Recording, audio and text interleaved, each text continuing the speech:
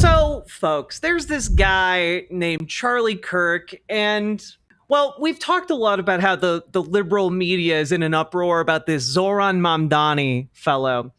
And the conservative media is also kind of freaked out by the rise of this socialist mayor.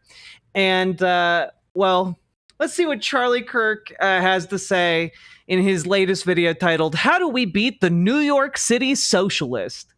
My friend Colin Plume from Noble Gold Investments just released his new book, Silver is the New Oil. And it says if you don't own silver yet, you're already behind.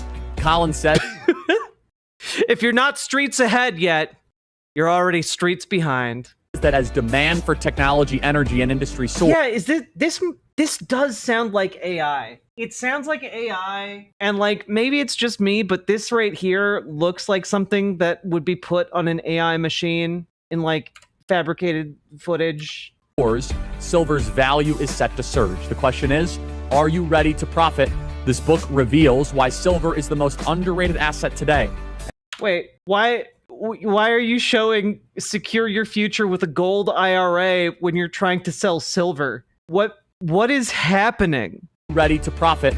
This book reveals why silver is the most underrated asset today. You're talking about the silver being underrated and you're showing a gold investment program. What is happening? And how to invest before the world catches on.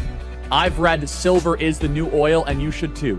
Get it now, available on Amazon. I believe that the future of the MAGA agenda, Trump's promises, and Western civilization are going to go through three major cities. I think President Trump, if you want to talk about, if we want to get, some people say, oh, you know, the vibes are off, we got to get the gusto back. If you want to get the gusto back, he needs to have a all-out plan to declare an agenda on LA, Chicago, and New York. Those are the three cities. It's not going to happen without a full-out focus with precision on all three. It is LA, Chicago, and New York. It's going to happen on the streets of these cities, and LA in particular, which I know you are very passionate about. By the way, Stephen Miller's been talking about this forever. You've been talking about this forever, yeah. Alex, which is that, you know, we can win the heartland, but if you do not go after the central power structure, if you do not get back at the baseline, which is what's happening on the streets of the city of Los Angeles, then we're just tampering at the edges here. How old are you, Alex? You're late 30s? 30. This is cut really weird. Like, look at this. There's a cut right in here. We're just tampering at the edges here. How old are you? Like, why is this cut like this? Also, like, it sounds like you're talking about like assassinations in like Democrat cities. Like, what are you genuinely, what are you talking about when you're talking about destroying the heart of the power structure on the streets of LA? Like that, y'all understand you're the bad guys here, right? You're the villains of this story. You, Alex, you're late 30s? 39, yeah. 39. So I'm 31. Mamdani is 33. Help our audience understand the appeal of Mamdani outside of the Muslim thing, outside of the fact he's a communist. I totally get it because I can view this from a digital millennial prism. Yeah. I get the audience. I totally get the Muslim communist thing. What? Everyone knows Gen Z loves Islam and communism. What? Help explain that to some of our audience that is just so perplexed that this guy is now the Democrat candidate and likely next mayor of America's largest city. Well, it's clearly because he eats with his hands. I mean, I think that's the main. He's seen the. Oh my God, they're all freaks. You eat with your hands too. That's how human beings eat. We use our hands to get the food into our mouth holes. Damn. Fork, and he's just fighting through it. He's like, I'm going to eat with my hands because I'm going to pander for the online clout. No. What are you talking about? I eat ribs with my hands for the online clout. What the fuck are you talking about? Good night, Amber Brains. Oh. Charlie, in all seriousness, what he's doing is he's catering towards the millennial energy. He's smiling. The millennial energy is Islamic communism? That's the millennial energy. He looks sharp. He's got a good haircut. And he says things that come off as forward thinking, even though we know it's very regressive, the idea of seizing the means of production. That's all straight out of Marx. But he's positioned himself as someone who is looking down the field and is showing actual leadership. And that is what the appeal is all about. He's packaging all of his messages for a digital age.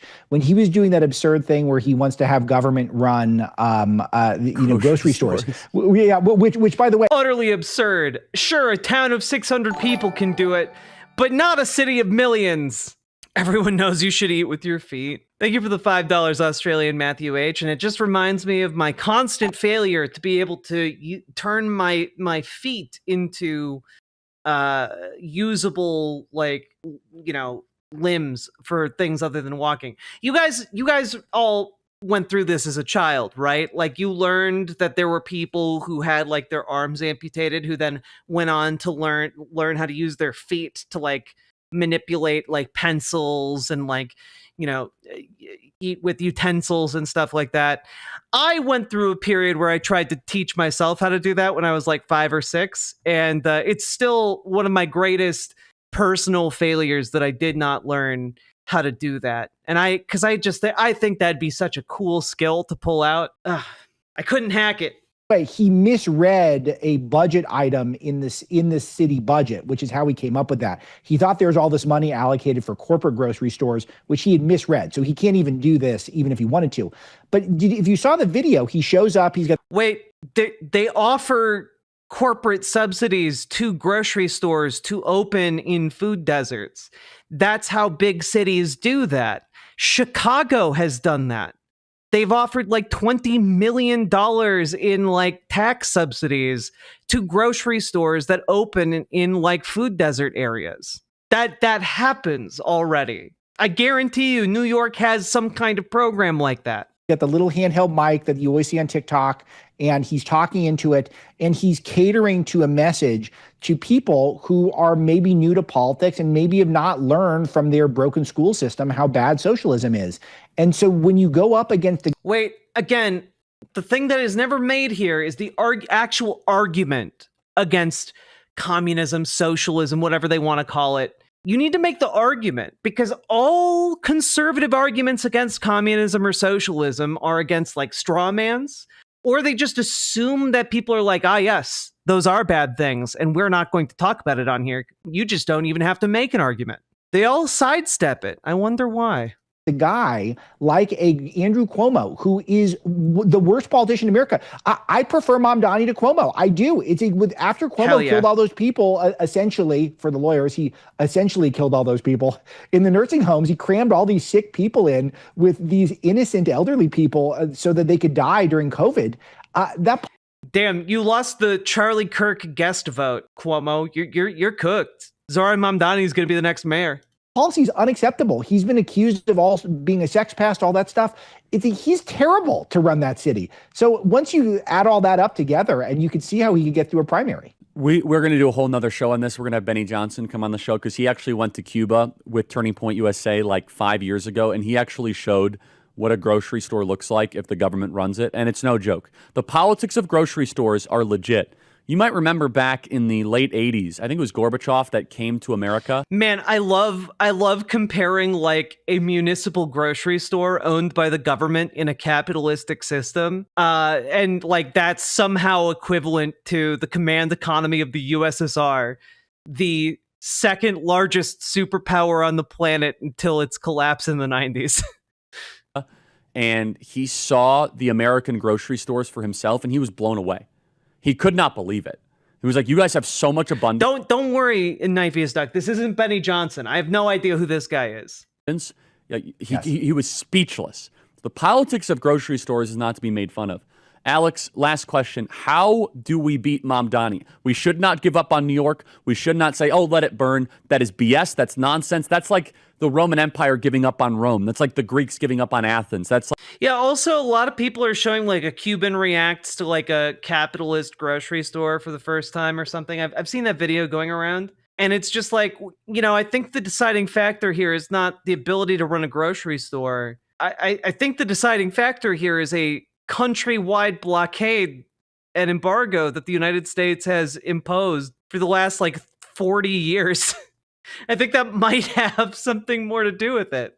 It's like the British Empire giving up on London. That is cope. How do we beat this communist? Well, if you want to beat him, then the first thing is Curtis Lewa's got to drop out. Cuomo cannot run, and everyone's got to consolidate behind Adams. And Adams has got to, I think, work with Trump, come up with some sort of way to work with Trump when it comes to ICE stuff, and try to position himself as a moderate, more of like a Fetterman-esque type Democrat, even better than Fetterman. Yeah, New York City definitely loves John Fetterman. That's not going to work in New York City, man. Because Fetterman always ends up voting wrong every time. So, but that would be the path forward. I do think Adams could win in that case. And I think that as more people point out that this guy's policies are not going to work, and also he's not authentic, is that he comes from If I had a nickel for every time somebody brings up Cuba while conveniently ignoring the U.S. blockade, I'd be able to keep Jack in cute outfits for a decade. One, true. Two, I sometimes have audio processing issues in my brain. So my brain heard if I had a nipple for every time somebody brings up a Cuba while conveniently ignoring the US blockade, I'd be able to keep Jack in cute outfits for a decade. And that had a very different connotation. So I had to quickly read it to make sure that that is not what it said. And I'm glad I did. I stand corrected. Thank you for your nickel wishing. Ivy League educated parents who benefited from and this the $5 country's largesse. And then for him to act like we want to throw out everything that made America special and to go with Marxism and socialism that has never worked anywhere. Skill issue LMAO. I don't even know what that means in this context. Thank you for the $5 dono. Very knifey duck. Where, especially not in this country, I think that more people who actually are confronted with that reality, I don't think he'll necessarily be able to make it all the way to a general. Breaking news. Stay there. No, we got to go. But breaking news, President Trump has said that we're just going to arrest Mamdani if he blocks ICE. That is exactly the right answer, Mr. President. Sure.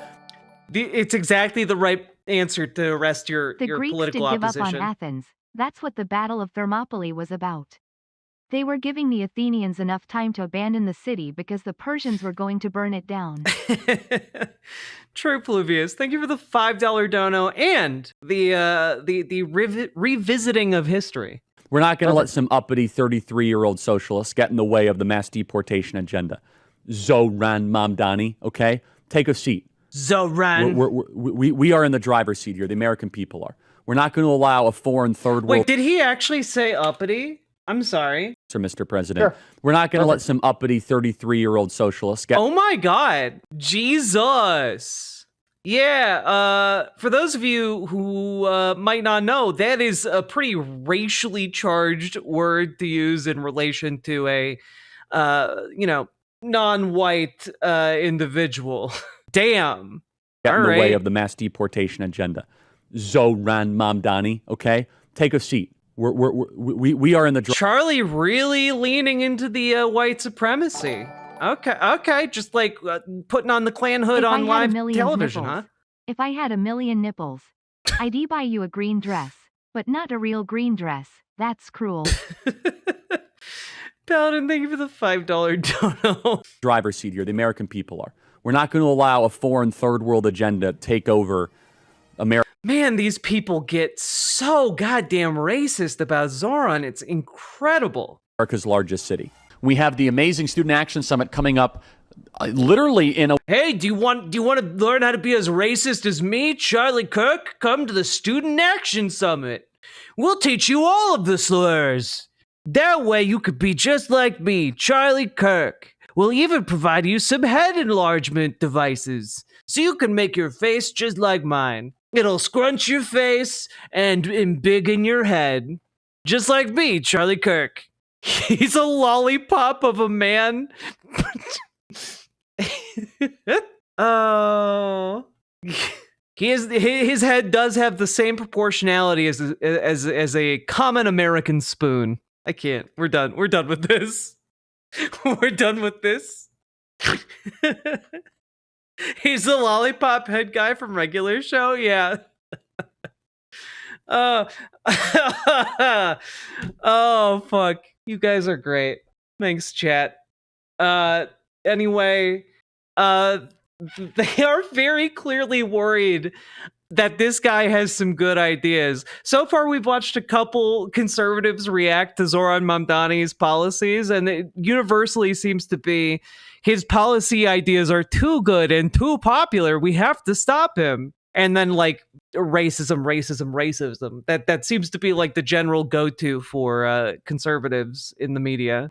Riverboat Jack is coming to town. All the viewers gather around. Twitch and YouTube and swishy streams. All that content is bursting the seams. Politics, being plenty more. Your sense of fashion you'll adore. So grab your stuff and hop aboard. We're going straight to Jack's Discord.